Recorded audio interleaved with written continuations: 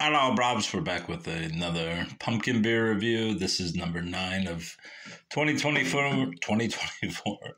I usually pre-open the cans, but since this is a Nitro, I will do it on here.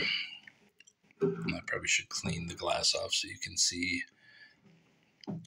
the nitrogen working its magic inside the glass. I put this in a cooler so it's a little bit foggy. Let's pour this in. Let's look at it first. It's kind of a beautiful beer, honestly.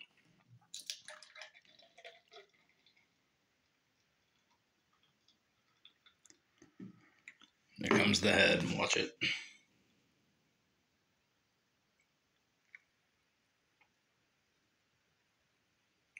I'm somewhat of a sucker for anything Nitro.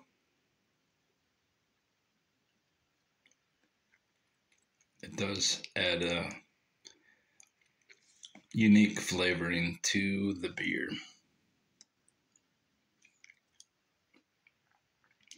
And that's why Guinness, while not a great stout, is a very good stout because of its Nitro quality. As you can see, this is, I'm pretty colorblind, but I believe it's an opaque orange. Could be wrong. As I said, I am very colorblind, red-green colorblind, so let's see inside the can. Let's try it in the can first.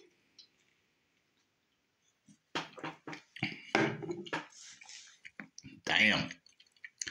That's a spice machine.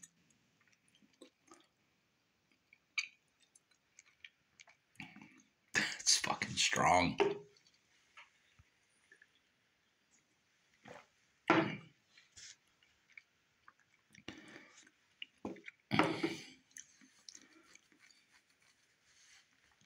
That is a spice machine.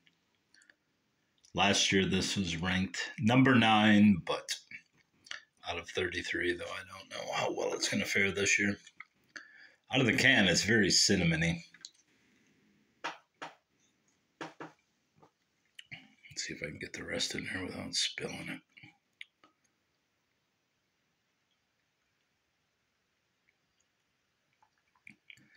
As I said, it's a very pretty beer to look at.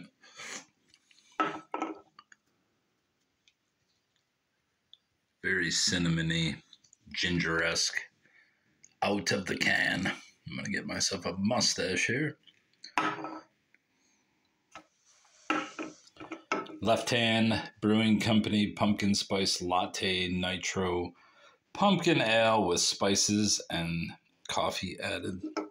From our hand to yours. 7% alcohol by volume. Good to go from the can. I believe that's what it says. Yes. Let a pro, like a pro, in a glass. Good to go from the can, like a pro, in a glass. All right, that makes relatively little sense. Where's this from? Wow, it's impossible to read.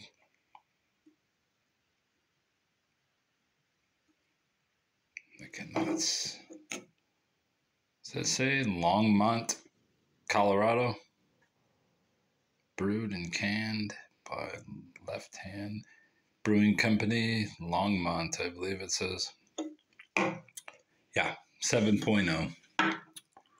On the heels of the Slappuccino, I'm already feeling it. That was a 6.5. This is a 7. Properly cleaned me palate, so let's dig into this. Please focus.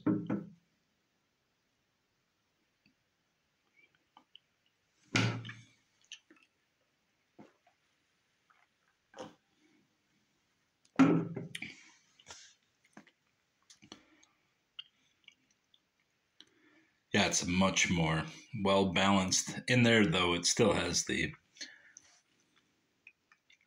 foretaste. Is that a proper word? Foretaste of heavy spice. I'd say ginger. Ginger or cinnamon, nutmeg, etc.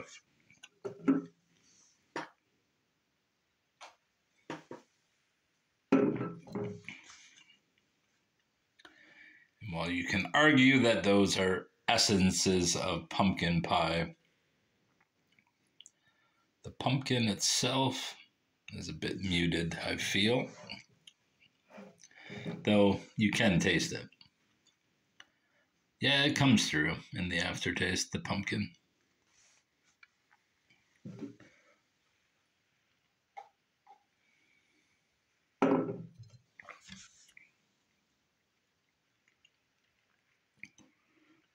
There is a funky taste to it, though, which I can't quite wrap me head around.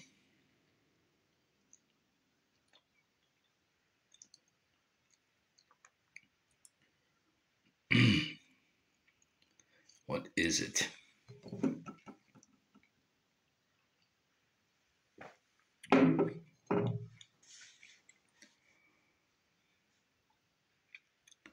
It's hard to put my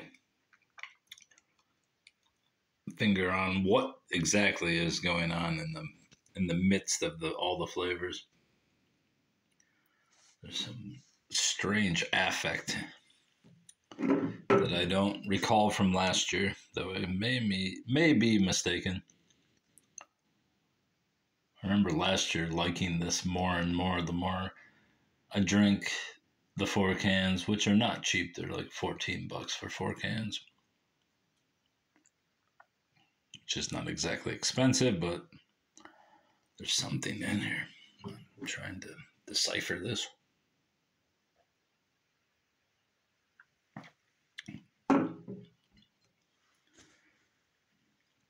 It's a real dull taste. Just in the middle. Let me take a drink of water, see if I can get it out. I don't think it's a palate rinsing thing. I just think it's something imbued in this beer, which gives it some kind of flavor. Pumpkin ale with spice. Maybe it's the coffee. Maybe it is the coffee. I'm trying to think of what the flavor is akin to. It doesn't taste like coffee. I'm trying to think if there's some kind of maybe like a Starbucks canned coffee, which is awful. There's just like some synthetic element in here. Let me give it a good mix, see what happens.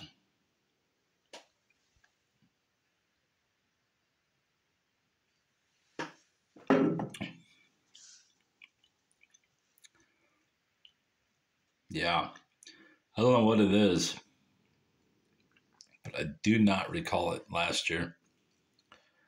And if it's coffee, it's not a pleasant coffee. I don't really taste coffee in there. There's some kind of flavor which is just, I don't know, it seems off. It seems not present from last year, but I'll have to check my notes to see if there was a flavoring. Let me see what my notes say. Stare at the glass.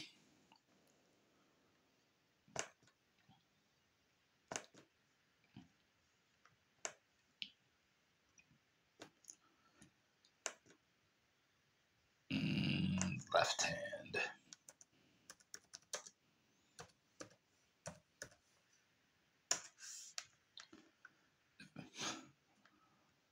Let's see what last year's review said. If Guinness is the standard of nitro ales at 10.0, then this beer is probably a 9.0. 8.3 as a pumpkin beer, and unique pumpkin ale with the expectant spice and a creamy nitro malt body, finished off with a ginger affect. Yeah, I'm not discerning what is coming out of this, but it wasn't present last year. And I will lower the 9.0 as a beer to about an 8.0. I don't know if there was a different taste from last year added or what, but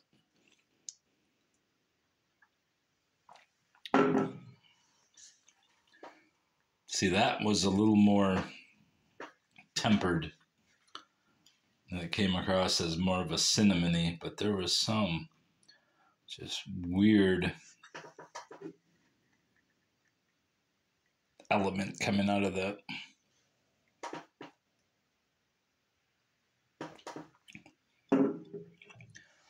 Yeah, I can still taste it, and I'm not sure what it is.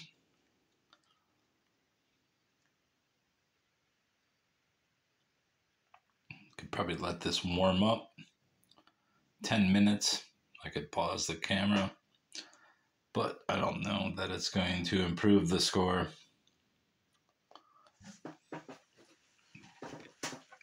Whatever that affect is, it's really affecting the score.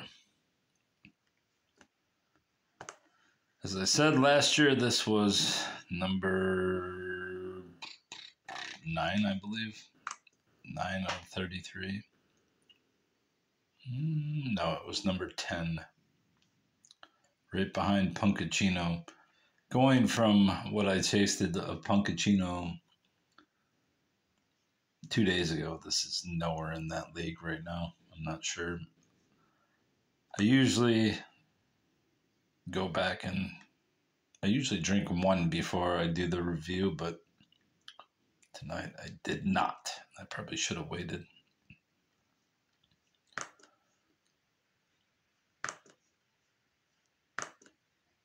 Yeah, this one's disappointing me greatly, but I think it still will.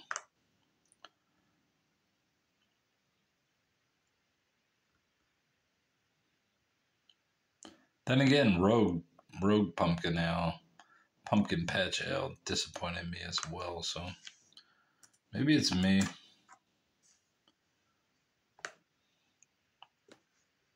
Maybe it's me.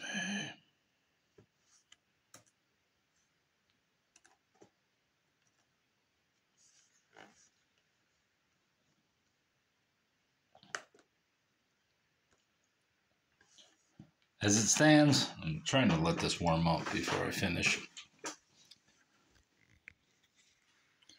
I did have it on heavy ice patrol while I was at work, since I purchased it previous to going to work, and then I let it sit in my cooler for hours. So it's actually pretty damn cold.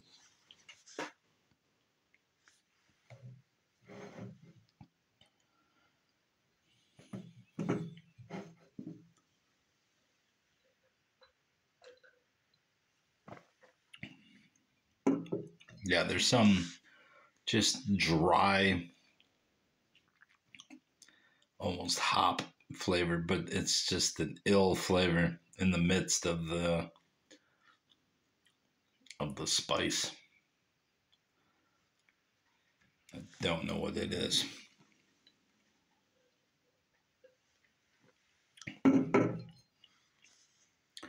And if it's coffee, it has missed the mark this year. Maybe they changed their brand of coffee or whatever.